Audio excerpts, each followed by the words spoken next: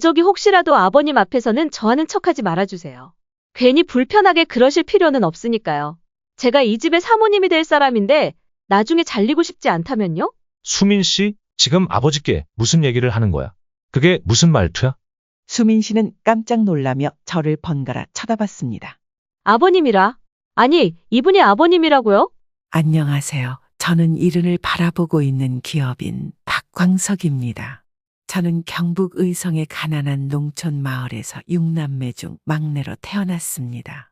어린 시절에는 늘 일손이 부족한 농가에서 형제들과 농사일을 도우며 자랐고, 그로 인해 학업을 포기할 수밖에 없었습니다. 젊은 시절에는 대학 진학이라는 꿈이 있었습니다. 그러나 가정 형편이 넉넉지 않아 결국 그 길은 접어야 했고, 대신 건설 회사에 취직해 노동 현장에서 일하며 실무 경험을 쌓기 시작했습니다.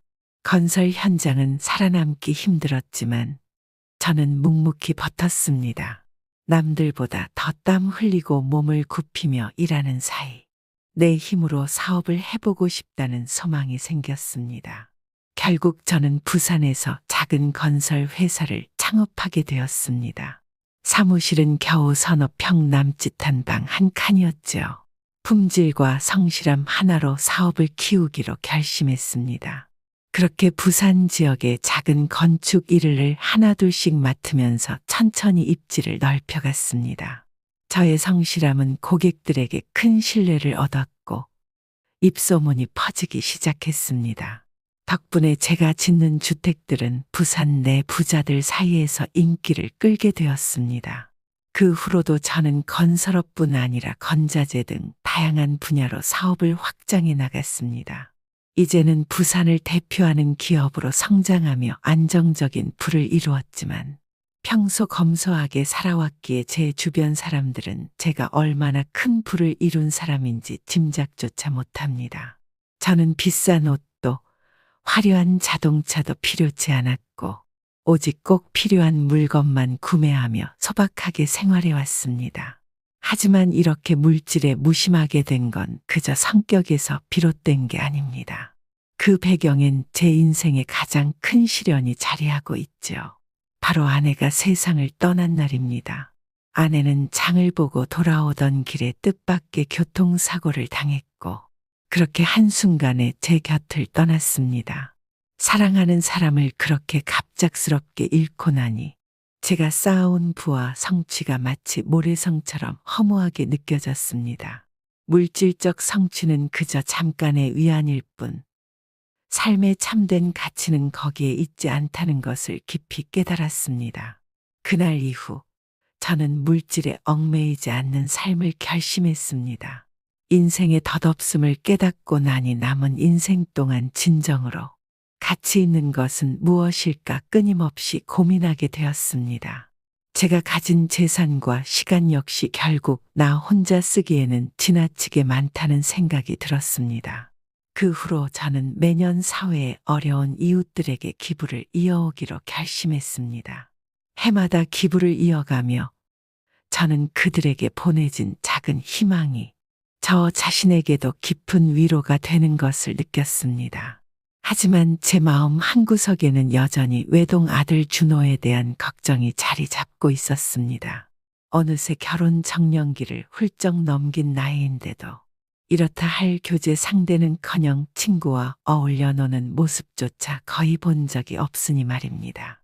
워낙에 학업에 매진해 살아온 탓에 연애니 결혼이니 하는 일은 늘 남의 일처럼 생각하고 지내왔던 녀석이었습니다. 그런 준호가 작년에 처음으로 누군가를 만난다며 제게 이야기를 꺼냈을 때는 저 역시 적잖이 놀라지 않을 수 없었죠. 준호가 워낙 세상 경험이 적은 편이라 가정과 회사까지 맡기려는 아버지로서 이번 결혼 상대가 아들에게 좋은 영향을 줄 사람일지 신경 쓰일 수밖에 없습니다. 아버지, 드릴 말씀이 있어요. 사실 수민 씨랑 결혼을 진지하게 생각하고 있습니다. 그래? 내가 만나는 사람이 있다는 건 알고 있었지만 이렇게 빨리 약혼을 하기엔 이르지 않겠냐? 저도 나이가 있고 둘 다 결혼에 대해 진지하게 생각하고 있어요. 아버지도 연세가 있으시니 빨리 결혼해서 잘 사는 모습 보여드리고 싶습니다. 손주도 보여드리고 싶고요. 그렇구나. 네가 드디어 그런 생각을 하게 됐다니 아버지로서 기쁘기도 하고 조금은 놀랍기도 하구나. 그런데 말이다. 결혼이라는 게 생각보다 많은 준비가 필요한 법이야. 급하게 결정할 일은 아닐 수도 있고. 물론 이해해요, 아버지. 그런데 저도 지금이 적기라고 생각해요. 결혼은 때가 중요하다고 하잖아요. 그럼 다음에 한번 데려오거라. 아버지도 만나보고 싶구나. 그 친구는 무슨 일 하는 사람이냐? 해운대 명품 매장에서 일해요. 꽤 오래 일한 경력도 있고 손님 상대하는데 정말 능숙하더라고요. 명품 매장이라 직원이라. 부모님은 어떤 분들이시고? 수민 씨가 부모님이랑은 좀 멀리 지내요. 아예 연락을 끊었다고 했습니다. 아들이 휴대폰을 꺼내 사진을 보여주며 흐뭇하게 웃습니다. 화면에는 아들과 그녀가 바닷가에서 환하게 웃으며 찍은 사진이 나왔습니다. 얼마 전에 같이 바다 보러 갔을 때 찍은 건데 어떠세요? 사진 속 예비 며느리는 온몸에 명품을 휘감고 있었습니다. 가방에서 신발까지 화려한 브랜드 로고가 눈에 띄고 얼굴은 화려한 미인형이었습니다. 아들 옆에서 환하게 웃고는 있지만 다소 과한 인상이 강하게 남습니다. 겉으로 보기엔 꽤 꾸미는 걸 좋아하는 것 같구나. 아수민 씨는 뭐랄까 성격이 활달해서요. 명품관에서 일하다 보니까 트렌드도 빨리 알게 되고 그런 걸 즐기는 편이에요. 그래, 뭐 좋아서 꾸미는 거야 그렇다 치고. 그런데 이 친구는 부모님과 연락을 끊고 산다고 했던가? 네, 그런 일이 좀 있었대요. 의견이 자꾸 안 맞아서 본인도 자립하고 싶다고 해서요. 사진 속 아들의 밝은 미소와는 대조적으로 내 마음 한편에는 묘한 불안감이 스며듭니다. 과연 그 여자가 우리 아들에게 정말 좋은 짝일지 알 수 없으니 마음이 놓이지 않습니다. 이 결혼이 우리 집안의 운명을 좌우할지도 모른다고 생각하니 예비 며느리가 이 집에 어울릴 인물인지 직접 확인해 보고 싶었죠. 그 여자가 사람을 어떻게 대하는지, 그리고 어떤 마음을 가진 사람인지 직접 눈으로 보며 예비 며느리를 시험했습니다. 며칠 후 아들이 말했던 그 여자가 일하는 명품 매장으로 향했습니다.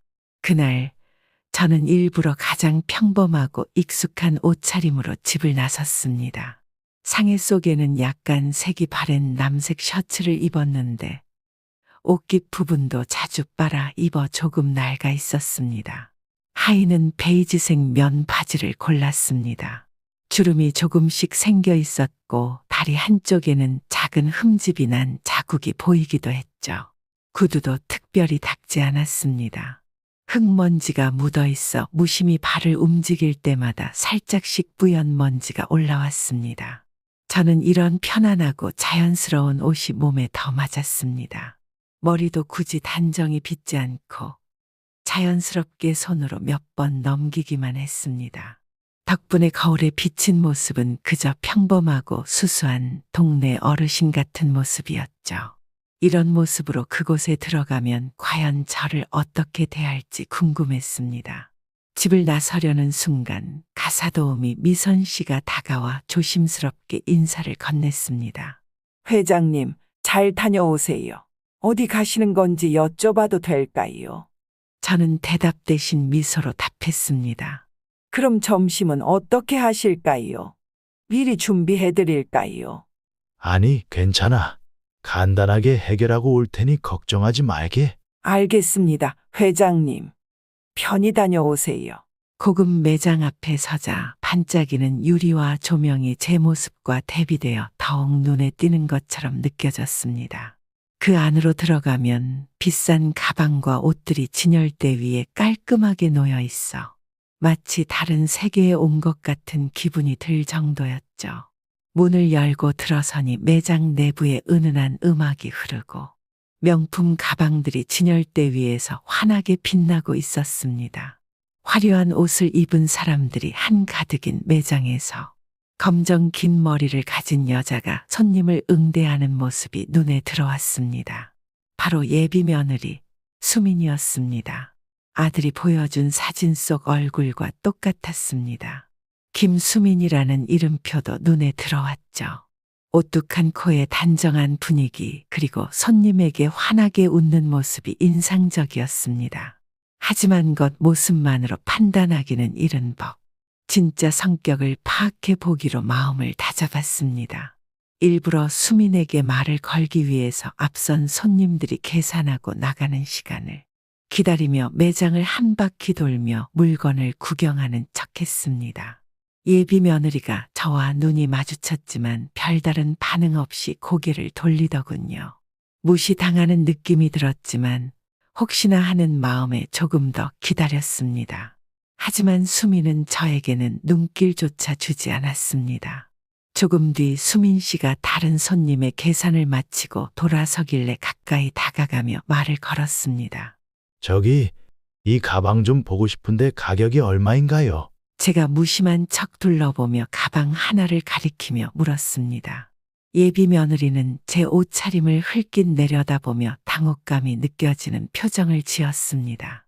손님, 이 가방은 비싼 상품입니다. 진열대 위에 놓인 가방을 집어들고 다시 물었습니다. 이거는 얼마쯤 하나요? 사실 거예요? 2,700만 원입니다. 2,700만 원이요? 요즘 젊은 사람들은 이런 가방을 많이 사는 건가 보네요. 그럼요.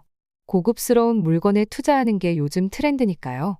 이 제품은 일반 소재가 아니고 특수한 고급 가죽으로 제작돼서 고급스럽고 튼튼하죠. 게다가 우리 브랜드에서만 나오는 디자인이라 희소성도 있답니다. 가죽에 금이라도 입혔나? 저희 브랜드가 가진 가치는 그런 걸 넘어서니까요. 단순한 재료가 아닌 상징이자 지위 같은 거라고 보시면 돼요. 그만큼 비싸게 매겨진 이유가 있는 거죠. 아, 그렇습니까? 잘 몰랐네요. 저도 뭐 평소에 이런 곳에 오질 않아서 어떤지 보고 싶었거든요. 말투와 표정에서 더 이상 대화를 이어가고 싶지 않다는 속마음이 비쳤습니다. 손님, 저희 매장은, 아무래도 여기 물건들이 손님하고는 좀 안 맞을 수도 있을 것 같네요. 여기 제품들은 다 특별하거든요.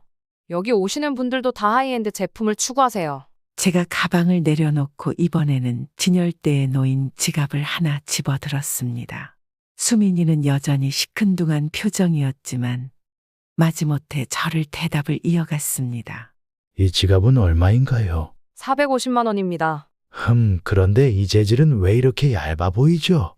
이거 특수 가죽으로 만들어진 제품입니다. 디자인부터 생산 과정까지 고급스럽게 제작된 거죠. 보시는 눈이 있다면 일반 지갑이랑 다르다는 걸 말씀드리고 싶네요. 그럼 이건요? 800만 원입니다. 혹시 더 궁금하신 게 있으신가요? 수민은 경호원을 향해 손짓하며 조용히 다가가더니 입을 손으로 가리고는 말했습니다. 저 손님 좀 입구까지 안내해 드릴 수 있을까요? 그녀가 경호원과 은밀히 눈짓을 주고받는 모습을 보니 순간 어이가 없더군요. 저를 도둑이라도 보듯 경계하는 눈빛까지 띄운 채 경호원 쪽으로 고개를 돌리는 수민의 모습을 보며 속으로 한숨을 내쉬었습니다. 손님, 저희 매장은 이용 시간이 정해져 있습니다. 원활한 매장 운영을 위해 다음에 안내 도와드리겠습니다. 제가 입구까지 안내해 드리겠습니다. 경호원의 말투는 친절했지만 속내는 빤히 보였습니다. 마치 제가 여기 있을 사람이 아니라는 듯 자연스럽게 내쫓았습니다. 이쪽으로 가시죠. 뒤돌아 나오는 길, 수민이 홀가분하다는 듯한 표정을 짓고 있는 걸 보니 속에서 화가 나는 기분이 들더군요. 매장을 나서는 순간에도 머릿속에는 지워지지 않는 찜찜함이 가득했습니다. 결혼이란 평생을 약속하는 일이고 함께할 사람이 어떤 가치관을 가지고 살아가는지, 사람을 어떤 시선으로 바라보는지 더 확실히 알고 싶었습니다. 그렇다고 한 번의 태도로 사람을 단정 짓는 건 제 신념에도 맞지 않았습니다. 그녀가 처음 보였던 차가운 표정과 마음의 거리를 둔 듯한 태도, 혹여 피곤하거나 다른 이유가 있었던 걸지도 모른다는 생각에 한 번 더 기회를 주고 싶었습니다. 이 두 번째 기회를 통해 확실한 답을 얻고 싶다는 생각뿐이었습니다. 그곳에서 한참을 기다리며 커피 잔을 손에 든 채 생각을 정리하고 있다 보니 어느덧 점심시간이 가까워졌습니다. 한참을 기다리던 중 드디어 점심시간이 되어 예비 며느리 수민이 동료들과 함께 카페로 들어섰습니다. 저는 조용히 예비 며느리 쪽으로 다가갔고 마침내 그녀 가까이에서 손에 들고 있던 물잔을 살짝 기울여 옷에 일부러 흘렸습니다. 아이고, 정말 죄송합니다. 나이가 드니까 손이 자꾸 떨려서 괜찮으신가요? 수미는 짜증이 난 표정으로 어깨를 털며 물기 묻은 옷을 확인하더니 눈살을 잔뜩 찌푸렸습니다. 아, 진짜 뭐 하는 거예요? 옷 다 버렸잖아요. 이거 어떻게 하실 거예요? 죄송합니다. 손이 잘못 움직여서 그만 어떻게든 보상을 해드리겠습니다. 저기요, 이거 그냥 옷 아니거든요? 할아버지가 1년 동안 꼬박 일해도 살 수 있을지 모르겠네요. 죄송하다며 넘어갈 일이 아닌 것 같은데요? 실수였습니다. 물어내야 할 비용이 있으면 기꺼이 드릴 테니 말씀해 주세요. 됐어요, 됐어. 할아버지가 물어내고 싶어도 물어낼 수나 있겠어요? 그냥 다음부터 이런 데는 오지 마세요. 그녀는 주위의 직원들과 눈짓을 주고받으며 나를 위아래로 훑어보았습니다. 그러니까요. 그냥 딴 데 가시지. 이런 데 오셔서 난처하게. 그 눈빛 속에 신락 같은 존중조차 찾아볼 수 없었고 예의는커녕 깔보는 태도가 명확했습니다. 직원들까지도 수민의 말에 따라 작게 웃음을 터뜨리며 나를 조롱하는 분위기였습니다. 저는 마음 깊이 실망한 채 자리를 떠나며 속으로 다짐했습니다.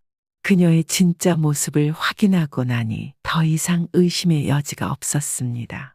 이런 무례하고 버릇없는 인성을 가진 사람이라면 아들과의 결혼은 절대로 있을 수 없다는 결심이 섰습니다. 아무리 외적으로는 잘 꾸며졌다고 해도 진정한 인품과 예의가 부족한 사람에게 아들의 미래를 맡길 수 없다는 생각이 들었죠. 며칠 후 저는 여느 때처럼 정원에 나가 작은 텃밭을 가꾸며 시간을 보내고 있었습니다. 그러다 문득 들려오는 발걸음 소리에 고개를 들었을 때 아들과 예비 며느리가 마당에 들어서는 모습이 보였습니다. 아들은 밝은 표정이었고 그 옆에 선 수민이는 조금 긴장한 듯 웃음을 띠고 있었습니다. 오늘이 바로 그날 아들이 예비 며느리를 집으로 첫 인사하러 오는 날이었죠. 저는 일부러 아들과 예비 며느리가 들어오는 소리에 고개를 들지 않고 묵묵히 텃밭에 채소들에 물을 주었습니다. 한참을 물을 주는 척하고 있자니 아들은 곧바로 저를 못 본 채 집 안으로 들어갔습니다. 여기 테라스에서 잠깐만 기다려줘. 회사에서 급한 전화가 와서 금방 받고 올게. 아들은 약간 급한 표정으로 핸드폰을 손에 쥔 채 예비 며느리에게 말하고는 서둘러 집 안으로 들어갔습니다. 그 말에 예비 며느리는 잠시 혼자 남겨진 채 주변을 둘러보았습니다. 가사 도우미인 미선 씨는 예비 며느리가 테라스에 앉아 있는 것을 보고 조심스럽게 차를 내어오며 다가갔습니다. 안녕하세요. 차 좀 내어드릴게요. 편하게 기다리시면 됩니다. 예비 며느리는 차를 천천히 한 모금 마신 후 주위를 둘러보며 미선 씨를 향해 가볍게 미소 지었습니다. 여기서 일하시나 봐요. 집안일에 정원까지 관리하면 이것저것 손이 많이 가겠어요. 그렇죠? 네, 하지만 회장님께서 잘해주셔서 일이 어렵지는 않습니다. 생각보다 아버님이 꽤 겸손하신가 봐요. 제 생각보단 집이 의외로 아담하네요. 부자라고 들었는데 그에 비하면 규모가 조금 아쉽달까요? 인테리어도 좀 올드하고 다 오래되고 낡은 거밖에 없네요.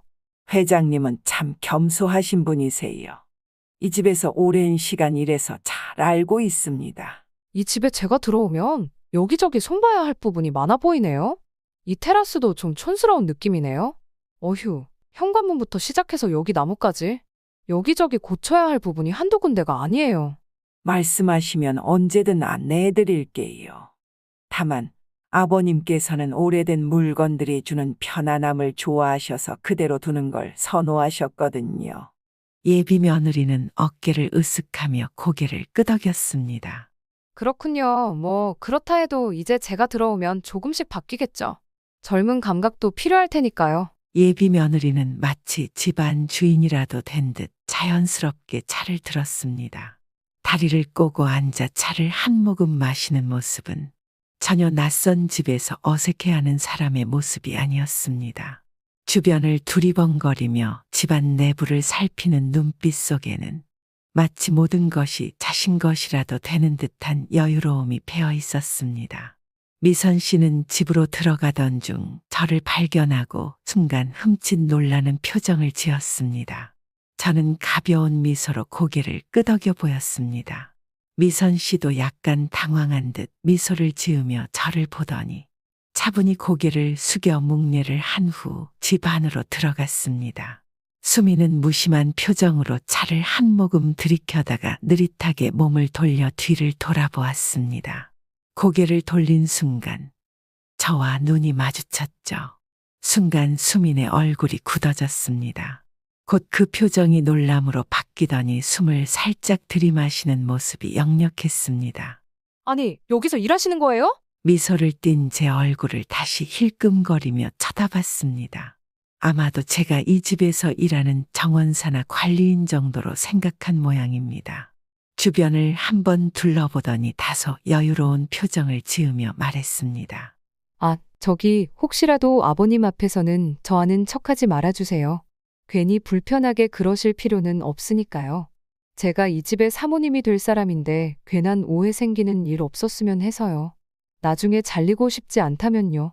아, 물론 그렇겠지요. 이 집의 안주인이 되면 모든 게 당신 뜻대로 될 테니까. 그럼요. 나이도 있으신데 어느 정도 알아들으신 거죠? 그러니까 처신 잘하세요. 참, 명품 매장에서 일하면 저렇게 당당해지는 건가 보군. 그런데 명품을 파는 사람이 명품이 되는 건 아니죠. 사람이 귀해지려면 인품부터 갖춰야 하는 법이지. 인품이요? 그거야 좋은 얘기죠.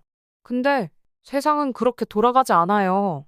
결국은 가진 사람이 이기는 거고 외모나 겉모습이 중요하잖아요. 그런 걸 무시하고 살아가는 게 현실적이진 않은 것 같아요. 자네 말하는 거 보니 사람보다 물질이 중요하다는 걸 참 당당하게 말하네. 솔직히 할아버지는 명품 매장보다는 지금처럼 이렇게 정원에서 흙을 돌보고 자연과 어우러져 계시는 모습이 훨씬 자연스러우세요. 뭐랄까, 사람에게도 본연의 자리가 있는 거니까요. 저는 명품을 다루고 할아버지는 이렇게 허드렛 일이나 하시는 거 서로에게 가장 적합한 위치 아닐까요? 뭐? 수민 씨, 지금 아버지께 무슨 얘기를 하는 거야? 그게 무슨 말투야? 갑자기 저희 사이의 대화를 듣고 있던 아들이 다가와 정색하며 수민을 바라보았습니다. 수민은 깜짝 놀라며 제 아들이 던진 말을 곱씹는 듯 했습니다. 아버님이라뇨? 아니, 이분이 아버님이라고요? 수민 씨, 방금 아버지께 했던 그 말들 뭐야? 그녀의 얼굴은 순식간에 창백해졌고 당황한 표정으로 저와 아들을 번갈아 쳐다봤습니다. 아, 아버님이셨어요? 저 그게 몰랐습니다. 정말 죄송해요. 저 그럴 의도는 전혀 아니었어요. 갑자기 수민이 허둥지둥 자리에서 일어섰습니다. 아버님이라고 알았더라면 절대 그렇게 행동하지 않았을 거예요. 자네가 여태껏 보여준 행동, 그게 바로 자네의 본 모습이야. 겉모습이나 직업에 따라 사람을 함부로 본다는 게 본인 인성이라는 건 알겠나?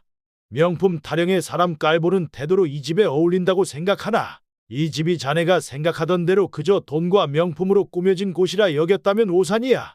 너 같은 여자는 이 집안에 들어올 자격은 없어. 아버님, 그날 정말 몰라서 그랬던 거예요. 제가 잘못 생각한 거죠. 그런 태도로 보였다면 정말 죄송해요. 제 진심은 그런 게 아니에요. 제가 보여드릴 기회가 있었다면 분명 다르게 행동했을 거예요. 수민은 다급하게 변명하려 했었지만 저는 가차 없었습니다. 오해라고? 자네가 보여준 그 순간들이 자네의 본심 아니겠나? 사람의 진심은 순간에 드러나기 마련이지. 억지로 포장하려는 말들 뒤에 숨은 그 본심, 그게 바로 내가 오늘 확인하고 싶었던 진실이네. 아버님, 정말로 제 진심은 그런 게 아니었어요.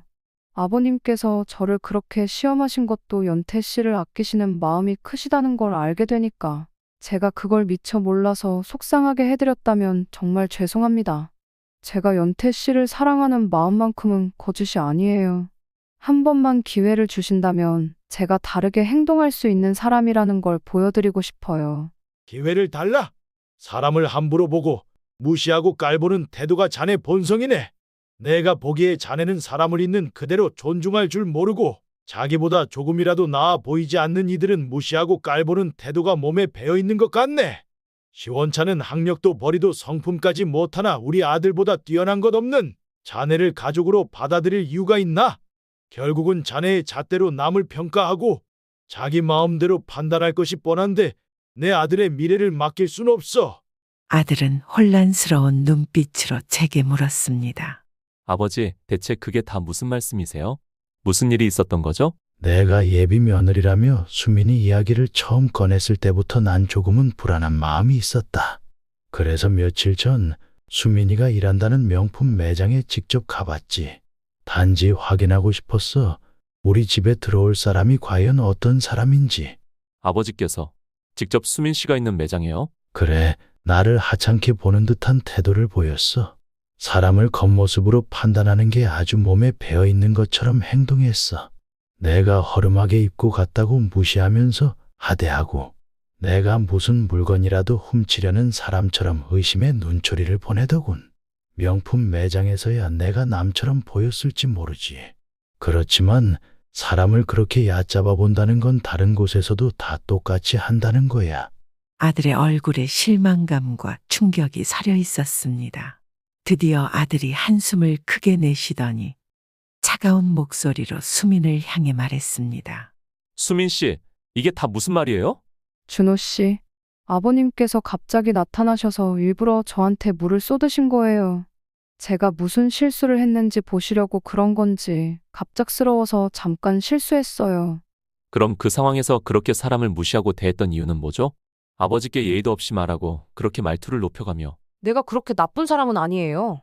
아버님께서 저를 너무 급작스럽게, 저는 그냥 너무 놀라서 그랬을 뿐이에요. 내가 당신 입장에서 이해하려고 해봐도. 준호 씨, 나는 그냥 잠시 순간적으로 기분이 안 좋아서. 됐어요. 수민 씨, 지금 당장 나가요. 더는 우리 집에 있을 자리는 없어. 수민은 그 말에 얼굴이 새하얗게 질리더니 고개를 들어 믿기지 않는 듯 아들을 바라보았습니다. 준호 씨, 아니야. 나 정말 몰라서 그랬던 거야. 한 번만, 제발 한 번만 더 기회를 줘. 이렇게까지 될 일은 아니잖아. 그러나 아들은 냉정히 고개를 저으며 말했습니다. 수민 씨, 솔직히 말할게.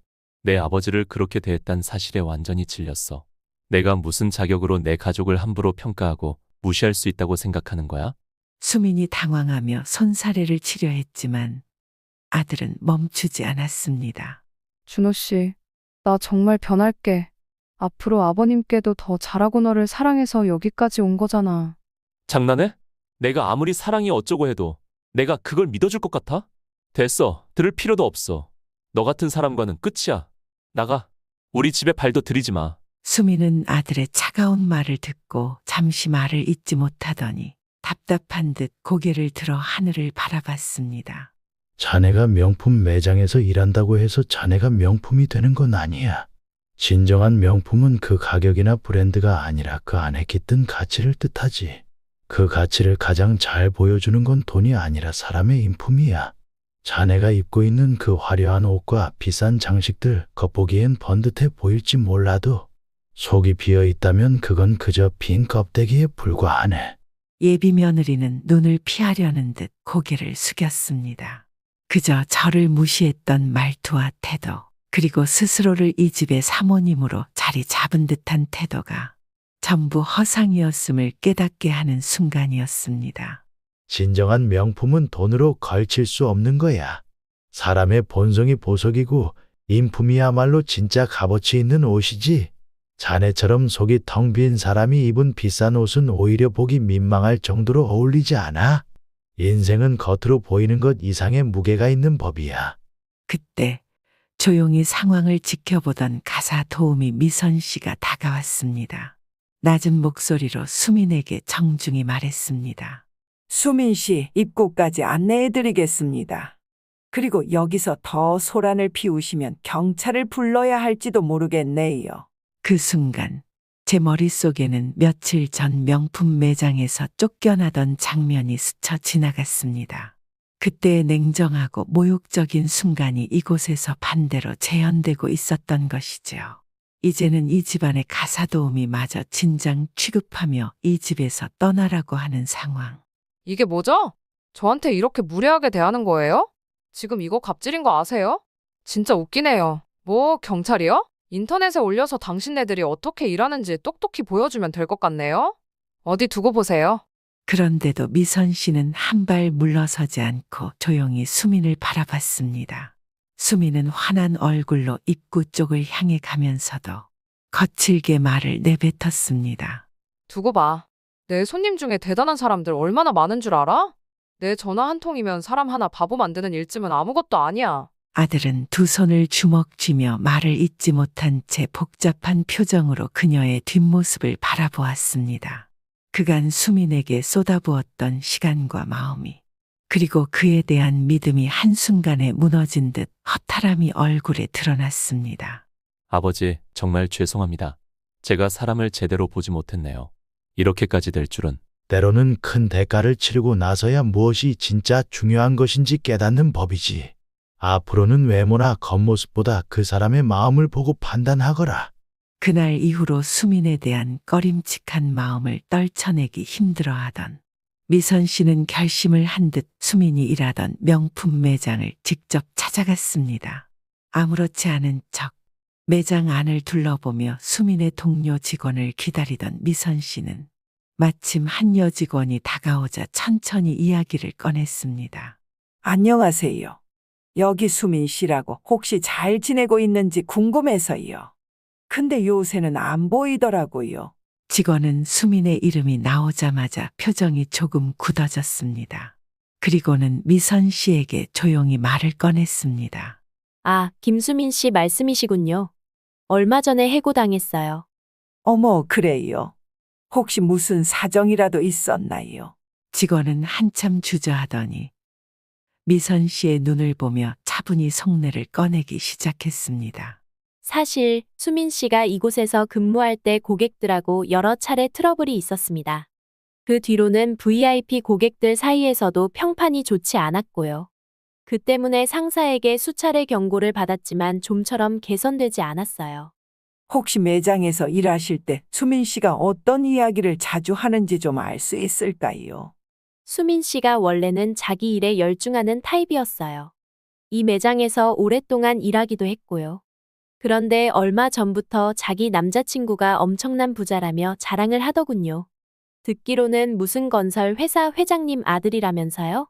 미선 씨는 아들의 이름이 나오지는 않았지만 바로 우리 집 도련님을 말하는 것임을 직감했습니다. 수민 씨가 슬쩍슬쩍 주변 사람들에게 호구 잡아서 곧 부잣집에 시집 갈 거라는 얘기를 하면서 돈 걱정 없이 살 수 있을 거라고 하더라고요. 미안한 얘기일 수도 있지만 저희는 수민 씨가 결국 그분의 돈을 노리고 접근한 게 아닌가 그렇게 생각했어요. 미선 씨는 수민의 진짜 속내를 듣고 할 말을 잃었습니다. 의도적으로 돈과 안정된 삶을 노리고 접근한 사실에 충격을 받았습니다. 집에 돌아와 정원을 정리하던 저를 찾아온 미선 씨는 한숨을 내쉬며 조심스럽게 이 사실을 털어놓기 시작했습니다. 미선 씨에게 이야기를 들은 후 저는 한동안 무거운 침묵 속에서 생각에 잠겼습니다. 아들이 먼저 입을 열었습니다. 아버지, 처음에 왜 수민 씨를 반대하셨는지 이제야 알겠습니다. 제가 너무 안일하게 생각했던 것 같습니다. 그 여자가 나를 진심으로 생각했다고 믿었는데 그저 돈 때문이었다니. 이번 일은 내게 중요한 깨달음이 될 거야. 사람을 볼 땐 그 마음을 깊이 들여다보는 법을 배우면 좋겠구나. 네, 아버지. 더 이상 실망시키지 않겠습니다. 시간은 빠르게 흘려 몇 년이 지나고 저와 아들은 회사의 주요 회의에 함께 앉아 있었습니다. 중요한 계약을 체결하는 순간이었고 아들은 진지한 표정으로 서류를 확인하며 하나하나 검토해 나갔습니다.